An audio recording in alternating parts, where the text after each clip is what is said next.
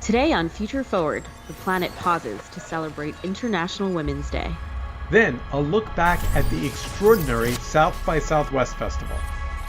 And voting machine security. Should we worry? I'm Stephen Rosenbaum. And I'm Alexa Scordato. Let's launch. Hey, Alexa. Hey, Steve.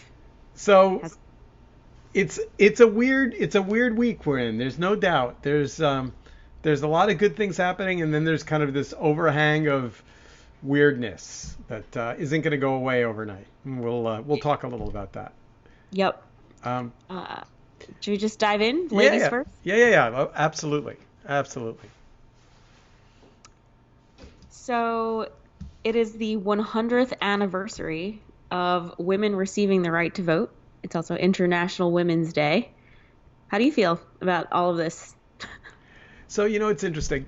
I think it's easy to be U.S. centric and think about it from a U.S. perspective. And then when you look at, for example, the UN, what's happening at the UN today and all weekend, you realize that, the need for women to have equal pay and equal stature and, like at some level, there's a fairness conversation going on in the U.S.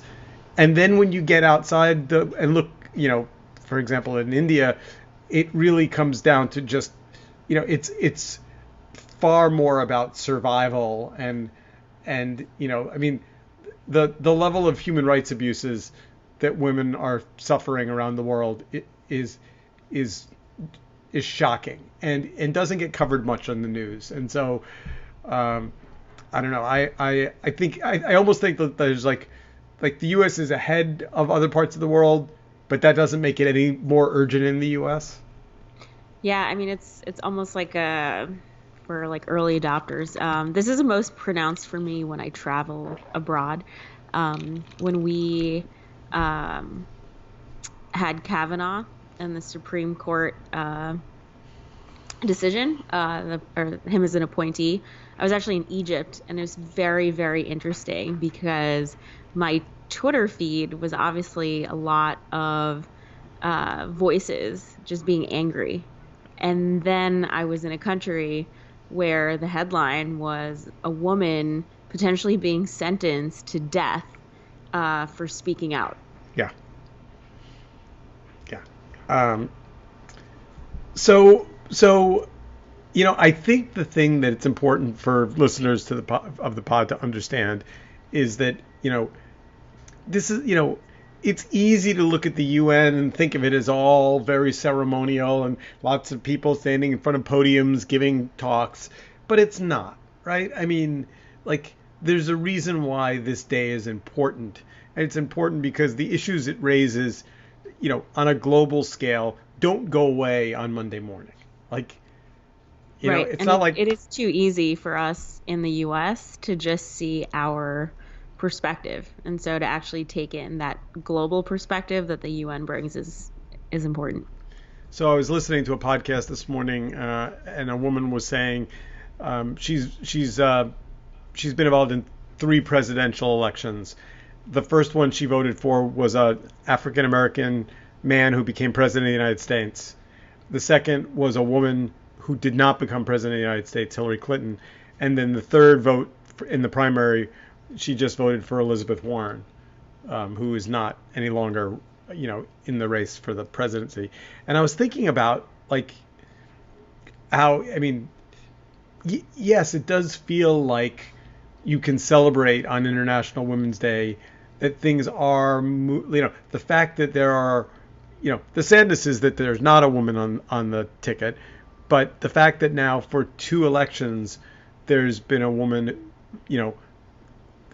as a viable candidate. Yeah, does seem like that moves in the right direction. But again, from an international perspective, maybe it's naive to just say if we wait long enough, everything will become equal and fair. It might actually be that on an international perspective, things are sliding backwards. Yeah, I can see that. It's like for every step forward, there are potentially 2 steps back. Yeah, I mean there's a lot of work to do in all contexts in all countries. So, uh, So let's talk about brands because that's these are I mean these are your two topics, right? Women's issues and brands. There you are. I mean, like it's like so a bunch of brands have done big campaigns around International Women's Day. Kind Bars, Nissan, Procter and Gamble. Um, like, where's the line for you between brand marketing being good for women and it being opportunistic? oh, I mean, I'll be honest. I usually find a lot of the um the brand efforts to be just in they're either like tacky, cheesy, too on the nose, insincere. I mean, even just watching some of the Super Bowl ads, like I thought the Revlon commercial was like make space for women, and then it would donate to girls who code. Uh, it missed the mark for me, and I think some of it just I think one is just knowing that a lot of the decision makers at these companies and in the room aren't necessarily women, is always disturbing. And then I think second is, money talks, right? It's like to the extent that you could just reallocate all of these advertising dollars and then use them to, I don't know, meet gender parity in your workforce. I look at this Ad Age article and it's like if we were to look at Kind, Nissan, any of Procter and Gamble's portfolio, are men and women being paid the same? If the answer is no, then I don't think any of these brands have any business marketing uh, the advancement of women.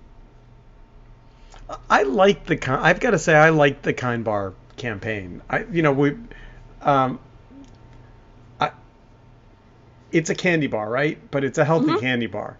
So if you're going to Hmm. take a candy bar and make it a healthy candy bar, and then you're going to put equality on the wrapper and put that in every bodega and deli and supermarket end aisle for a month or two, uh, you know, I think that's a good thing. I mean, I guess I'll play devil's advocate and say let's not separate. If don't get me wrong, if the company is wildly inequitable and using this just to kind of sell candy bars to women, then screw them. Then we can hang them out to dry. But I know, I mean, the history of the Kind Bar is that it is a pretty right-headed organization. I've seen them be a lot of places.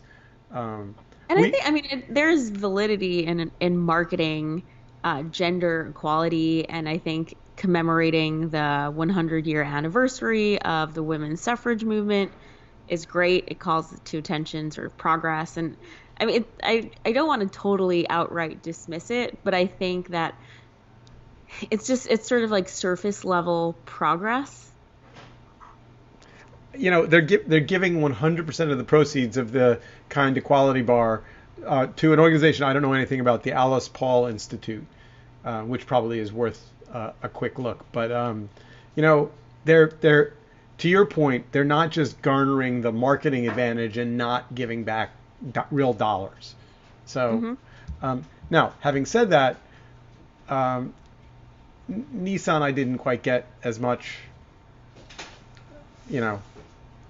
Yeah, I mean, they're leveraging Captain Marvel. And so I'd say Captain Marvel as a movie or Wonder Woman, right, in some ways does more to advance the women's agenda because representation matters. I think it's important that women actually see someone, larger than life on the screen with, massive, massive commercial appeal. Uh, and it's not just superheroes are for men. So I mean, it's smart, right? As I think a partnership, um, but again, it's just a surface level thing, like So what? hand wavy. So what about Yelp? Like if you go to if there's two posts side by side and one of them has the Yelp women owned badge and one of them doesn't, like as a consumer, do you vote with your credit card and say, you know what, yeah, it's the same relative purchase. I'm going to support a woman-owned business. Does that work for you? Yeah, I mean, it's one of the reasons why. I mean, oh my gosh, I'm totally blanking on his name. Ken, what's his name? And then April Bloomfield. They used to own Spotted Pig Yep. and the Breslin Bar and Dining Room, and they've since sort of parted ways because he got Me Too'd and canceled. But like I always felt good, and I still do feel good supporting women-owned, women-led institutions. So that's interesting, and I've never heard Me Too'd and canceled used quite that way. Colloquially. Yeah, he got Me Too'd and canceled. Yeah. Um, all right.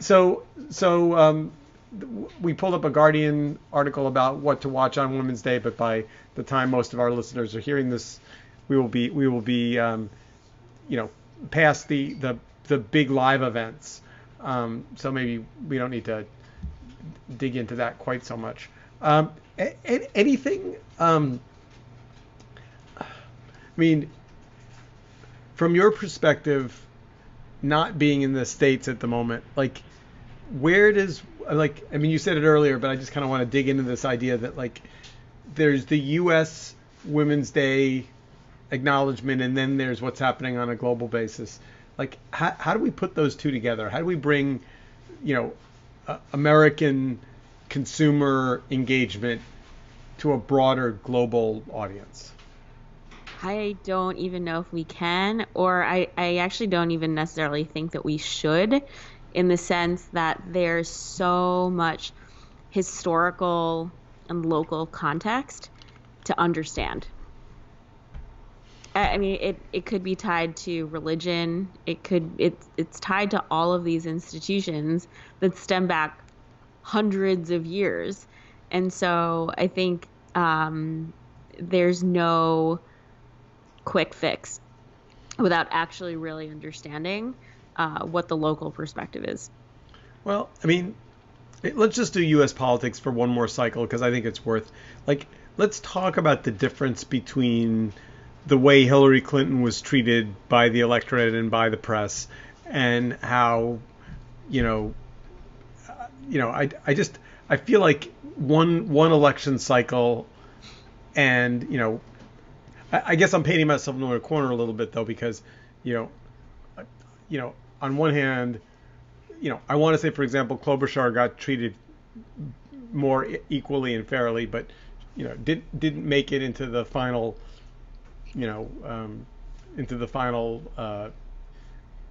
what turned out to be two 70-plus-year-old white men. Hmm. That's gotta. I guess I'm trying to convince myself that we actually have moved forward, but the evidence maybe doesn't back that up. I mean, I think we have moved forward. I mean, we did a show a few episodes ago on number of VC women. There are data points that say that the numbers are moving, but we still don't have parity. And then obviously, relative to other countries, there's a lot more work to do. All right, so with that, let's move on to chapter 2 of today's pod, and let's talk about South by.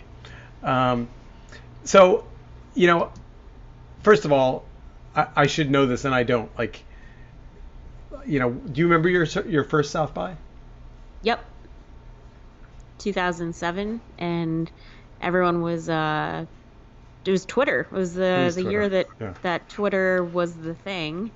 And then 2008 was the year Foursquare was the thing. And I remember Dennis and Naveen, they set up the Foursquare game outside the convention center.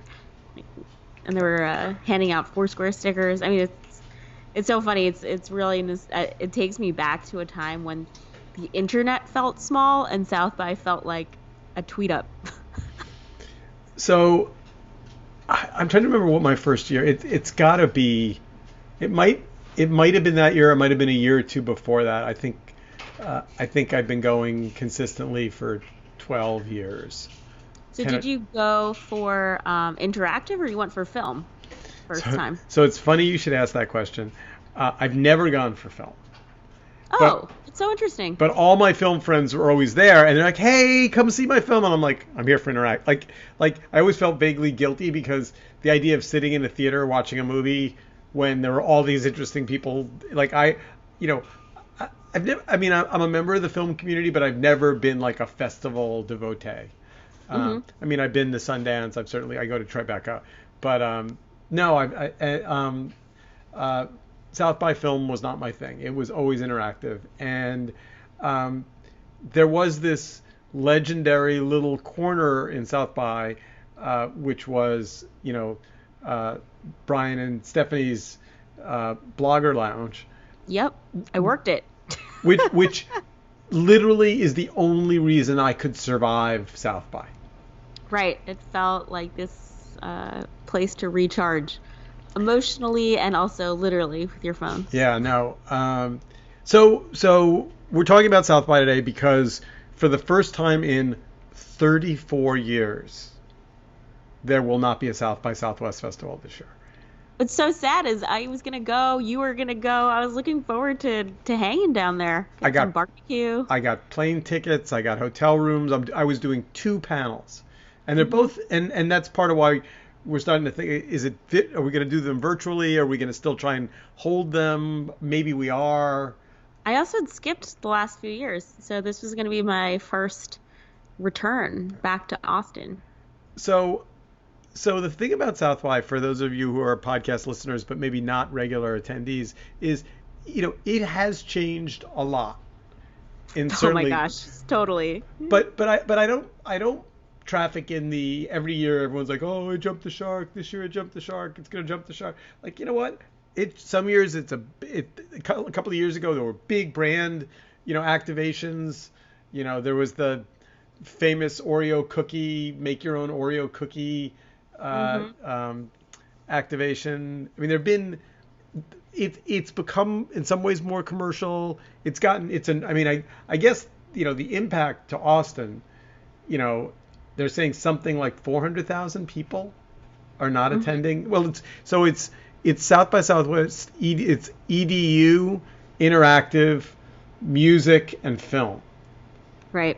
And they all overlap. I mean, it's funny. I always tell people, as I was leaving, I always remember going to the airport, and I would be sitting waiting for my plane to pull into the gate, and the plane would pull in, and all these people would stream off the plane with guitars over their shoulders, and it was like the changing of the guard. Hi, I'm leaving with my laptop. You're arriving with your drum kit. Like the music people were arriving as the interactive people were leaving, but you know, I'm I'm I'm missing it, and it's always the anchor of my spring, uh, and I don't think digital can replace it.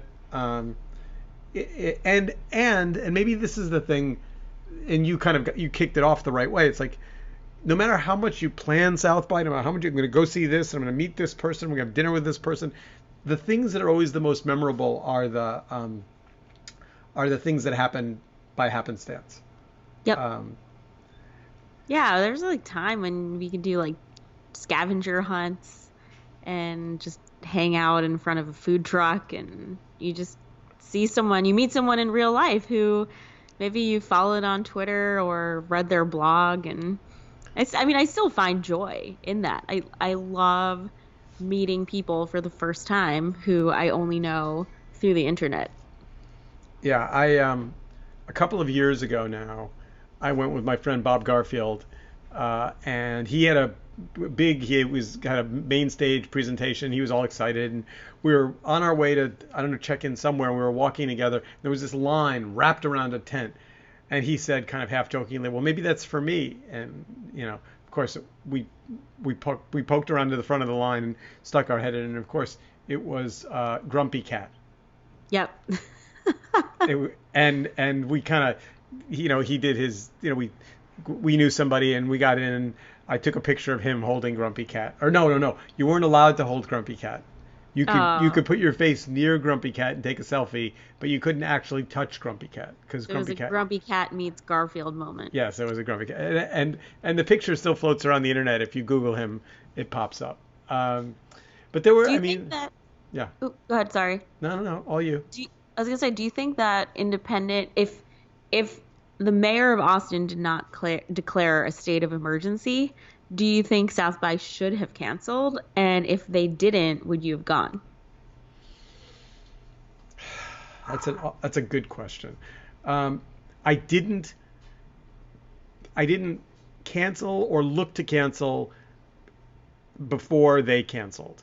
I didn't look at my airline tickets. I didn't talk to the hotel. I think I felt like I would go. And I did, and to be fair, I wasn't worried about it being dangerous from a health perspective. I was more thinking that it would be a bummer to have it be a shadow, like to be half of a South by. Like if it were like hollow and not well attended, that would be a bummer, but I would have gone. I think Hmm. I think and I don't claim to understand, what happened between the city and South by, and there was a what do you call it, like a petition of locals that got started saying don't bring all of these people, into town. We're worried about COVID. Um, I guess I thought it probably would cancel, um, but I did not cancel anything until I got the email from South by saying, you know, we're sorry to tell you that we're not going to go forward. That being said, the two panels I was going to do, one was about Section 230, and we had the chairwoman of the FEC and someone from the really fabulous people. It was going to be a really frothy conversation. And then I was going to interview my friend Lisa Fithian, who's this well-known and famous activist protester who's got a new book out about street action. And both of those I was super excited to do. And so I'm still, we just found out yesterday, so I'm still trying to get my head around, is there some way to organize it digitally, and will people show up, and, will that seem like a hollow thing? We'll probably try. We'll probably do both events online just because why not? Um, Yeah, I think they're going to try to do something virtual as I learn more on my end because I was supporting Anil and his talk. Then I'll let you know. yeah. We can compare notes. But I guess the bigger question, and I raise it with some trepidation, is so now it's next year and we're out the end of this terrible COVID thing, and hopefully the world's come back to some rationality. Does it bounce? Does everything bounce back to all these conferences and all these gatherings, kind of resurface, and or does it injure them in some way that's hard to research to get them back in order? I think they bounce back. I mean, you already have a Yay! bunch of, yeah, and you have a bunch of conference organizers like SaaStr. It's a big SaaS conference. They do a spring and a fall event, and so they're just going to double down on their fall programming. So, Yeah. Um, I I mean, we'll see if we get out of this. It's like it's very. I don't know how long um is this is going to last. Yeah, no, I think we're not going to know the answer to that. So we put up a couple things, and we'll put them in the show notes. There are a couple really good kind of history of South by Southwest articles. You know, what's interesting about South by is, and maybe this is true of any of these things that have become kind of cultural icons. They don't. No, nobody wakes up in the morning and says, "Let's build a cultural icon." You know, Right. I mean, nobody says, "Boy, Austin, Texas would be a really good place to get all these people to come and visit." And I don't even think the first time I went. So I'll give you an example. I don't. Do you see if you remember this or not? Do you remember the thing we did with Tony Hsieh, the great big famous shoe box break event that we did? Yeah, I do. Where everyone was opening up a pair of Zappos shoes, and he was also his book. It was time to with his book, Delivering Happiness. So the way we did it was there was all of these box breaks for other things, but we decided it would be great to turn the opening of a Zappos box into a visual moment. And so we got a whole bunch of influencers, and we had them all. Essentially, we gave them a gift card of, I don't remember what it was, $100, and we said, you can order anything up to that amount. The only thing you have to do is you have to videotape when you open it. And we turned these into videos, and it became Zappos box breaks. And they were really good videos. It was really fun to do with Magnify. Tony was a great partner. South by was the right place to do it. We had a big setup in one of the, I think it was in that, it was in the bloggers lounge when it moved, when it was in the main hall in that other location. But we had a whole visual thing with Magnify logos and Zappos logos, and I don't know where else you could have done that. Like, Right.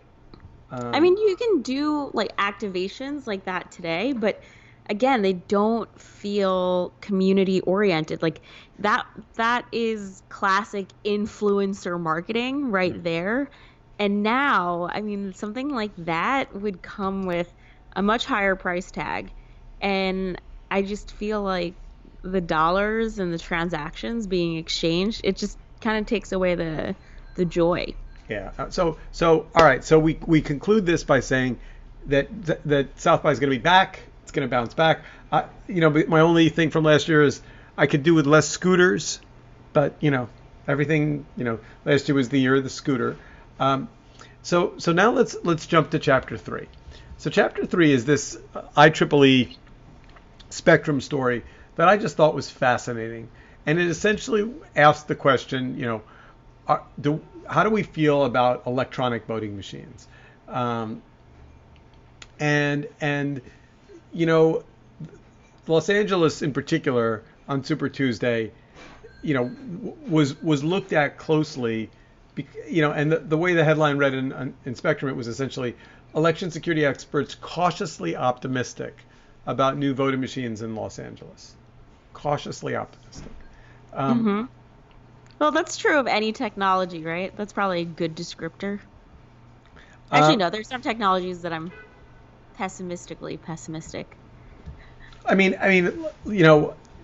I just think now that we're past it and we can look back, among other things, it's just delightful that we didn't have an app meltdown.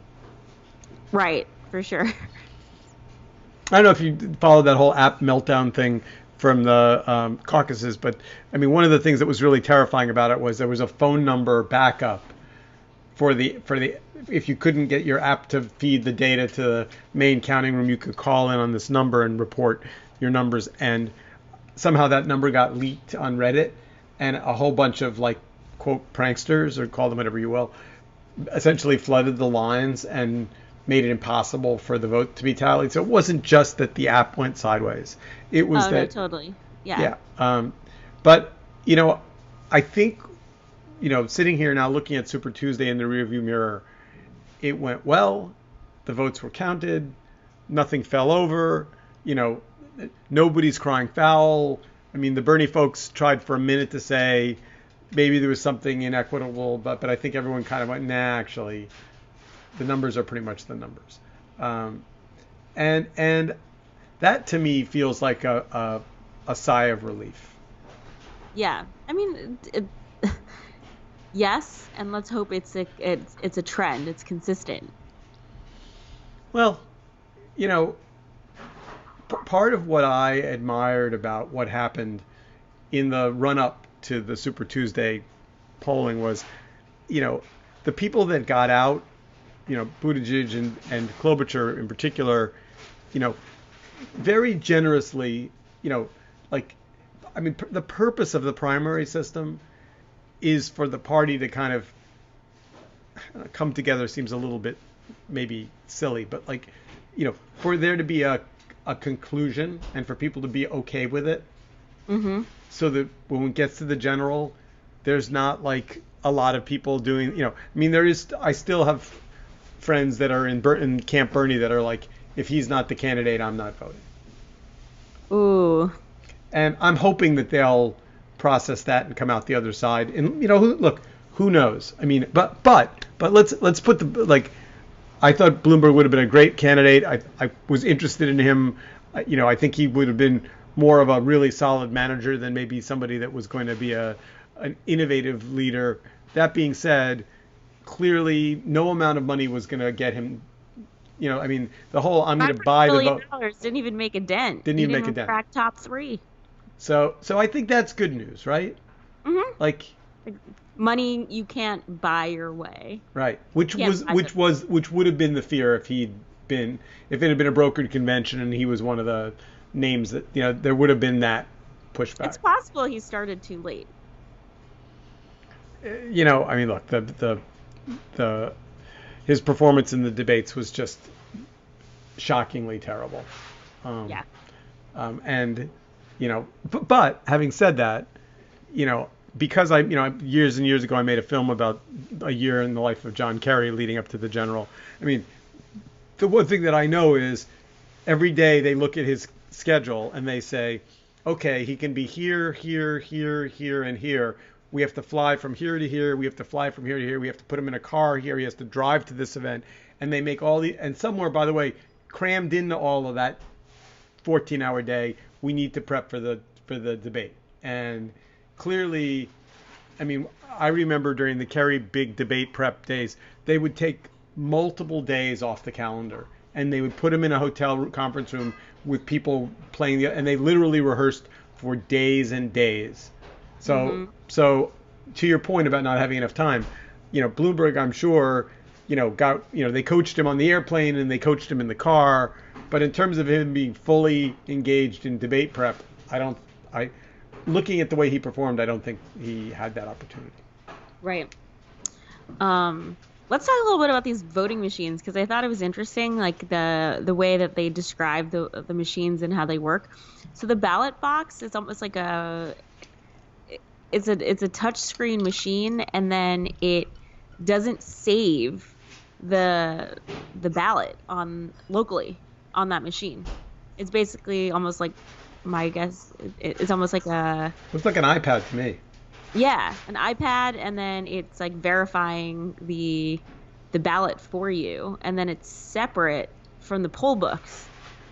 Yeah. So that's also like an important distinction. Because, like, if those two things were linked, I feel like that makes the risk of tampering with votes that much higher.